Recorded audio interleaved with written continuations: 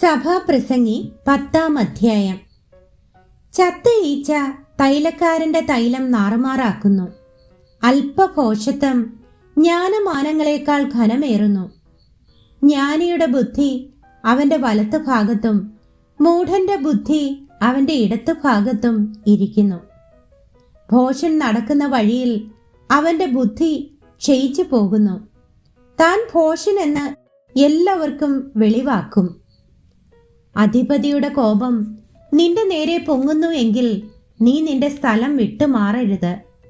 ശാന്തി മഹാപാതകങ്ങളെ ചെയ്യാതിരിപ്പാൻ കാരണമാകും.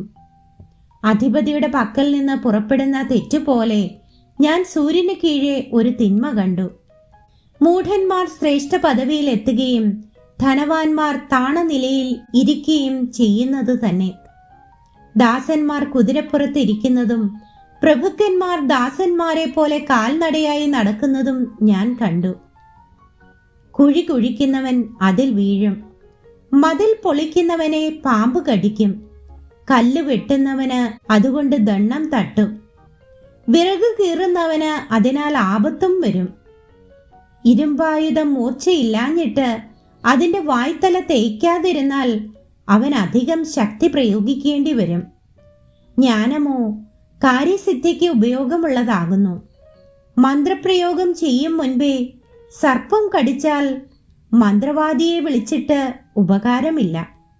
ജ്ഞാനിയുടെ വായിലെ വാക്ക് ലാവണ്യമുള്ളത്. മൂഢന്റെ അധരമോ അവനെ തന്നെ നശിപ്പിക്കും. അവന്റെ വായിലെ വാക്കുകളുടെ ആരംഭം ഭോഷത്വവും അവന്റെ സംസാരത്തിന്റെ അവസാനം വല്ലാത്ത ഭ്രാന്തും തന്നെ. ഭോഷൻ വാക്കുകളെ വർദ്ധിപ്പിക്കുന്നു. സംഭവിപ്പാനിരിക്കുന്നത് മനുഷ്യൻ അറിയുന്നില്ല. അവന്റെ ശേഷം ഉണ്ടാകുവാനുള്ളത് ആർ അവനെ അറിയിക്കും? പട്ടണത്തിലേക്ക് പോകുന്ന വഴി അറിയാത്ത മൂഢന്മാർ തങ്ങളുടെ പ്രയത്നത്താൽ ക്ഷീണിച്ചു പോകുന്നു. ബാലനായ രാജാവും അധികാലത്ത് ഭക്ഷണം കഴിക്കുന്ന പ്രഭുക്കന്മാരുമുള്ള ദേശമേ, നിനക്കയ്യോ കഷ്ടം.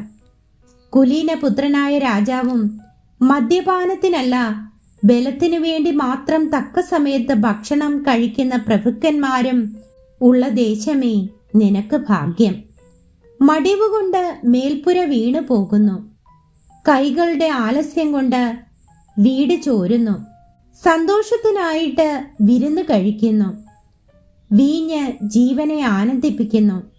ദ്രവ്യമോ സകലത്തിനും ഉതകുന്നു.